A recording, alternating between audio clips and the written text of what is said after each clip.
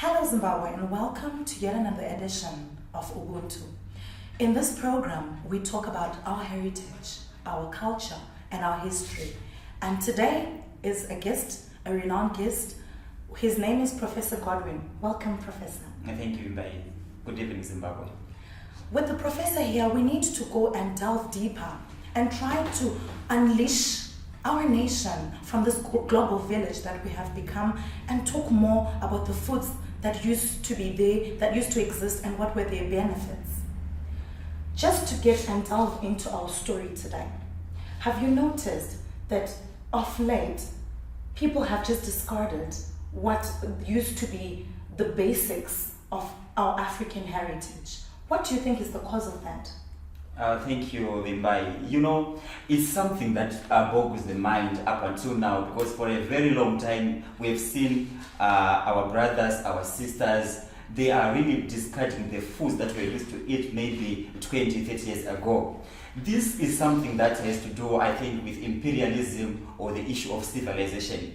We associate ourselves, we associate everything that has to do with the English people as being civilized. While we are discarding our own traditional foods. Now look at the diseases like cancer.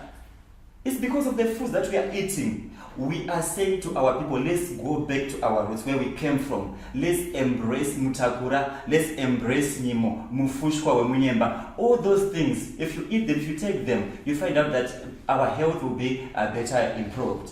Thank you very much, Professor.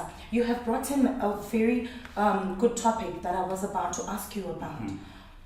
It seems as though when these things come bottled up or packaged from probably the well-known overseas, or maybe they're coming in different packages. Let me give you an example. People see bottles that are written a certain label and it's not from this country, and then we are so quick to could it be a problem on our part that we don't have authenticity in our products? Have we been able to write them down? Do we generally blame the global village, or we also have a part to play in this decadence and erosion that has happened in our heritage? Thank you for that question. Really, we are to blame. Okay. Because there is nothing special that is coming from overseas.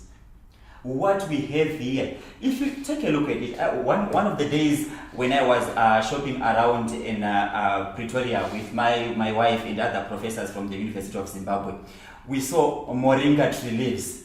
They were packed nicely in this Pick and Pay shop. Moringa tree leaves improve your health.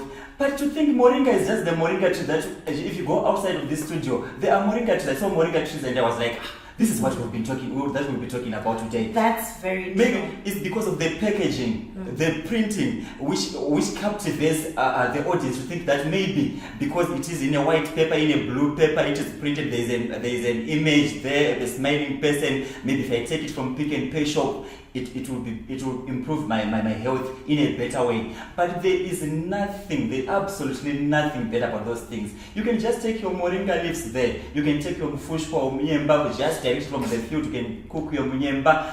That soup, that raw soup as it is, healthy. You go healthy. Very true. In fact, I want to correlate with that. We've seen zumbani in the shops, yes, and it's something that can just grow naturally, probably in the forest. Yet people want to then buy it for more prices and being packaged out of the country. Now, let me come back to you because I need to know your initiators. The youths of today, they're the ones that be the country for the future. What initiatives are there? Because you see, old people know these things, but unfortunately, the young generation seem to have just no knowledge whatsoever. You know what we have done now?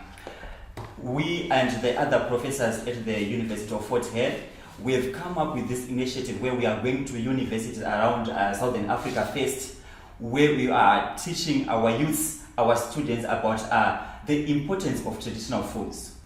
All right. Because why nowadays our parents are really alienated from us in a bit.